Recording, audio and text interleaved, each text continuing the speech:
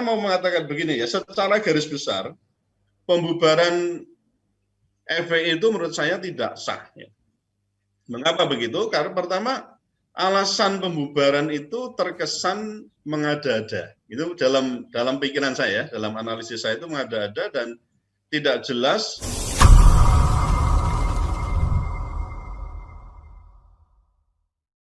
Mas Farid, bicara persoalan keabsahan pembubaran FPI itu, saya mengatakan, saya dahului dulu ya, ini riwayatnya lebih dahulu tentang pembubaran ormas.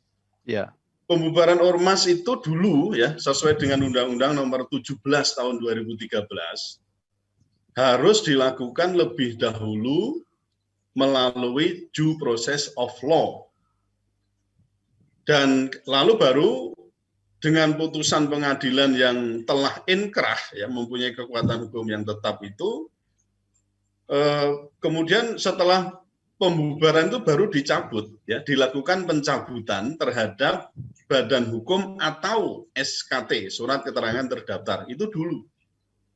Nah, setelah Undang-Undang Ormas tahun 2017 sebagai perubahan atas Undang-Undang Nomor 17 tahun 2013 itu, sesuai dengan pasal 80A itu dicabut dulu, ya, baru dinyatakan bubar.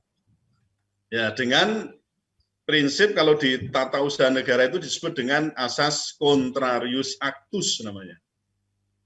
Nah, kemudian pencabutan itu tidak melalui istilahnya due process of law. Kalau dulu kan, wah itu dari pasal berapa itu 62 ya sampai 63 sampai 70 sekian, itu prosesnya panjang sekali, Mas. Tapi sekarang ini itu tapi harus tadi melalui ada pertimbangan MA sampai pada kemudian sampai pada peradilan di pengadilan negeri itu sampai memperoleh kekuatan hukum yang tetap itu. Tapi sekarang dengan asas contrarius actus itu pencabutan tidak melalui due process of law, ya, hingga dalam hal ini ya istilahnya itu tidak perlu adanya penetapan atau putusan pengadilan yang tetap, menteri yang bersangkutan yaitu yang berurusan dengan hukum dan hak asasi manusia itu bisa lalu melakukan pencabutan terhadap badan hukum. Nah, nanti sesuai dengan pasal 80A itu sekaligus dinyatakan bubar menurut kalau itu kan dulu mengacunya ke Perpu ya, Mas ya. Masih ingat ya, ada Perpu Ormas itu, ya, sesuai dengan Perpu Ormas itu. Nah, saya mau mengatakan begini ya, secara garis besar pembubaran FPI itu menurut saya tidak sah. Ya. Mengapa begitu? Karena pertama, alasan pembubaran itu terkesan mengada-ada. Itu dalam pikiran saya, dalam analisis saya itu mengada-ada dan tidak jelas lokus serta jadi lokasi dan waktu seterusnya itu yang harus dipertimbangkan ya, yang sesuai dengan tuduh. Contoh nih misalnya ya, alasan pembubaran itu kan yang pertama untuk menjaga eksistensi ideologi dan konsensus dasar bernegara, yaitu apa? Pancasila dan Undang-Undang Dasar Republik Indonesia dan Bhinneka Tunggal Ika. Nah, sekarang kita uji itu, mana kegiatan FPI yang bertentangan dengan itu, dengan Pancasila. Prinsip saja sekarang waktu itu ya, tanggal 2 Desember, karena saya satu forum juga, tentang revolusi akhlak itu. Itu kita lihat. Yang disampaikan itu bukan main. Apalagi beliau background-nya juga menstudi S2-nya adalah tentang Pancasila. Nah, saya ini juga 24 tahun Pancasila ya dikatakan tidak Pancasila. Ya itu memang seperti itu sangat mungkin terjadi, tapi kalau kita uji itu tidak ya. Nah, kalau soal pernyataan-pernyataan yang mungkin lama dan itu pun banyak yang menyaksikan itu sudah dipotong atau belum dan seterusnya, makanya itu harusnya diuji dulu gitu loh. Tidak bisa serta-merta begitu. Kemudian juga ada yang menyebut, ya? Saya potong sebentar ya. Tadi tentang bahwa proses pembubaran ormas atau pencabutan SKT ormas itu harus melewati proses pengadilan. Ya. Tapi ada yang mengatakan ya sejak Perpu nomor 2 tahun 2017 dikeluarkan, Betul. itu telah menghapus seluruh mekanisme itu. Ya, exactly. Artinya walaupun tanpa proses pengadilan ya, ketika negara menetapkan harus dibubarkan, itu kemudian sah. Bagaimana pandangan Profesor? Loh, itu bubaran atau sahnya cara membubarkannya kan itu. Kalau persoalan sahnya surat ini, maksudnya mengenai pembubarannya, itu menurut saya tidak sah. Tapi kalau cara membubarkannya sah, karena apa ya, memang diatur di Undang-Undang nomor 16 tahun 2017 itu sebagai apa namanya yang mengesahkan Perpu Ormas nomor 2 tahun 2017 itu. Nah, itu proses yang disebut dengan due process of law itu dari pasal 63 sampai pasal 80 itu dihapus. Di Perpu ini atau di undang-undang yang tadi 16 tahun 2017 dihapus. Kalau soal cara membubarkannya, betul, karena tanpa pengadilan pun sudah bisa melalui keputusan menteri saja bisa, apalagi ini rombongan yang saya katakan ini SKB royoan itu ya, keroyokan SKB-nya. Itu saya katakan tadi tidak sah.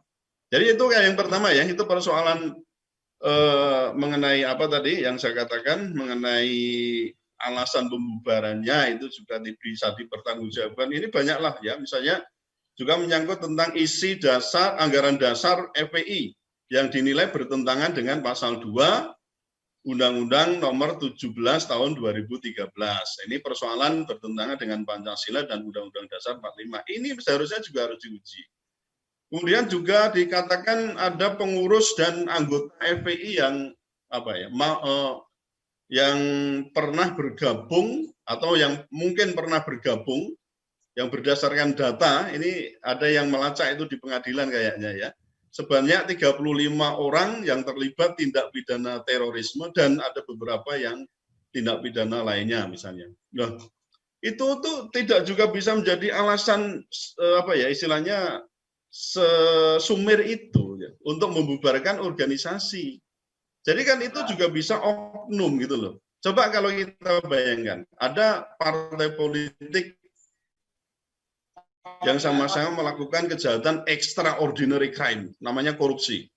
Apa itu kemudian kita bersegera mungkin juga mengusulkan pembubaran partai politik itu? Loh, kalau nalarnya begitu, ya bubar itu. Kita lihat aja itu, berapa banyak anggota partai, pengurus partai, bahkan menteri dari partai itu yang melakukan korupsi. Kalau kita tanya lagi, apakah korupsi itu tidak bertentangan dengan Pancasila? Ya bertentangan dengan Pancasila. Dengan Undang-Undang Dasar 45 bertentangan gitu loh. Jadi kalau kita mau fair-fairan begitu, ambiar semua itu. Ini ada yang menarik, Profesor ya. Dalam alasan yang ketiga dari pemerintah itu menyatakan bahwa berdasarkan keputusan Mendagri ya tanggal 20 Juni 2014 tentang surat keterangan terdaftar atau SKT FPI sebagai ormas yang berlaku sampai 20 Juni 2019 dan sampai saat ini belum memenuhi syarat untuk memperpanjang SKT. Nah, karena itu disebutkan ya secara de jure terhitung mulai tanggal 21 Juni 2019 Front Pembela Islam itu dianggap bubar. Pertanyaannya, kalau 21 Juni 2019 sudah dianggap bubar, yang sekarang dibubarkan ini yang mana, Prof? Itu kan blundernya itu di situ kan, Tat. Itu blundernya di situ. Ya, jadi sebenarnya apa ya? Seperti peribahasa menepuk air di dulang, terpercik muka sendiri itu sebenarnya. Jadi kalau bisa boleh dikatakan ya sebenarnya tidak bisa dianggap bubar gitu loh. Jadi kalau kita berdasar pada putusan, jadi ketidakabsahan ini sekaligus ya saya hubungkan ya, ketidakabsahan ini juga yang kedua itu adalah pemerintah tidak patuh pada putusan MK nomor 82 tahun 2013. Itu di halaman 125 ya. Itu disebutkan bahwa meskipun dalam hal ini ormas itu tidak ber-SKT, tetapi harus dianggap legal, ya, bukan ilegal secara de jure karena SKT-nya tidak diperpanjang, atau apalagi misalnya kita katakan tidak diperpanjangnya itu juga bukan tidak didasarkan pada alasan tertentu di situ. Nah, jadi dalam hal ini di pertimbangan putusan MK nomor 82 tahun 2013 itu disebutkan lebih lanjut bahwa negara itu tidak boleh menetapkan sebagai ormas terlarang meskipun suatu ormas itu tidak ber-SKT. Atau misalnya mengajukan SKT kok tidak diloloskan misalnya karena alasan tertentu, kemudian ormas itu tidak ber-SKT, negara tidak boleh menetapkan sebagai ormas terlarang sepanjang gitu ya, atau terlarang atau atau melarang ya kegiatan ormas tersebut sepanjang tidak melakukan kegiatan yang mengganggu keamanan ketertiban umum atau melakukan pelanggaran hukum. Ya.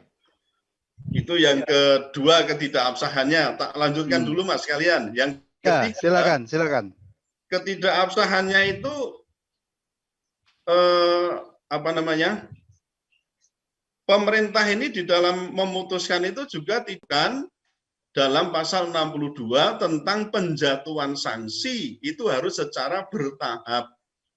Jadi ada 3 tahap itu Mas. Jadi misalnya ini ditengarai FPI itu melakukan kesalahan bla bla bla bla gitu ya, ada banyak pelanggaran-pelanggaran. Tahap pertama itu harus ada SP1. Surat peringatan, bukan SP1, surat peringatan dalam waktu 7 hari. Setelah dalam waktu 7 hari peringatan tidak diindahkan, maka berikutnya, berarti hari ke-8 dan seterusnya, pemerintah bisa malah memberikan surat penghentian kegiatan. Nah, itu tahap kedua. Yang ketiga, tahap ketiganya adalah baru pemerintah itu melakukan pencabutan atas SKT atau badan hukum. Kan gitu toh. Nah, sekarang SKT nggak ada, badan hukum nggak ada. Nah, terus yang mau dicabut apa? Maka lalu yang dilakukan adalah pelanggaran yang mestinya, pelarangan maksud saya. Mestinya di sini, ya di Undang-Undang Ormas itu tidak disebutkan itu. Gitu loh. Jadi mestinya 2 tahap itu. Nah, saya pernah juga menghubungi langsung, nanti Mas Aziz mungkin bisa memperjelas keterangan saya ini ya. Jadi saya bertanya juga kepada pengurus di FPI itu, saya katakan, Mas, apa pernah dilakukan surat peringatan atau diberikan surat peringatan dari pemerintah? Setahu saya belum ada problem. Berarti kan memperkuat dugaan dalam ini SOP-nya tidak dijalankan. Jadi berdasarkan 3 alasan itu, Mas, saya mengatakan bahwa pembubaran FPI itu tidak sah.